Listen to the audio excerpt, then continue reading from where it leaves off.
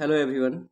यो लोकसेवामा सोध्ने खालको क्वेसन रहेको छ र यो क्वेसन भनेको सिक्वेन्स एन्ड सिरिजबाट क्वेसन रहेको छ। यसमा हेर्नुहोस्, यहाँ ए सी छ, अर्कोमा डी एफ छ, त्यसपछि के छ जी आई छ र यसपछि यसमा के आउँछ भनेको एक पछि के छ मिलाएर हामीले यहाँ राख्नुपर्छ। यसमा सबभन्दा पहिला कुन ट्रिक लगाउने भने यहाँ हेर्नुहोस्, यहाँ ए र सीमा सुरुमा के छ ए छ। ओके, अब यसको सुरु डी छ त कतिले बढेको छ यहाँ हेर्नुहोस्, के छ भने ए पछि के छ बी सी डी, तीनले बढेको छ त डी भयो। अब डी पछि फेरि के छ जी छ त कतिले बढेको छ यहाँ हेर्नुहोस्, ई एफ जी भनेको तीनले बढेको छ। भनेको यो तीनले बढेको छ भने यहाँ पनि अब के हुन्छ तीनले नै बढ्छ त जी पछि के आउँछ तीनवटा भनेको एच आई जे, भनेको यहाँ के हुन्छ जे हुन्छ।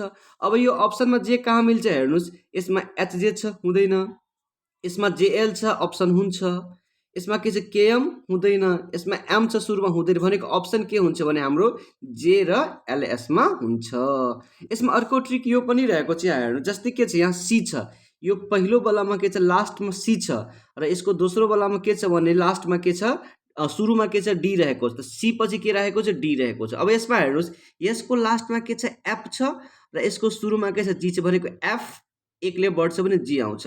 अब यसको के छ भने लास्टमा के छ आई छ त यसको सुरुमा के हुन्छ आई पछि के आउँछ जे आउँछ, त यहाँ के हुन्छ जे, भनेको हाम्रो अप्सन के हुन्छ जेएल हुन्छ।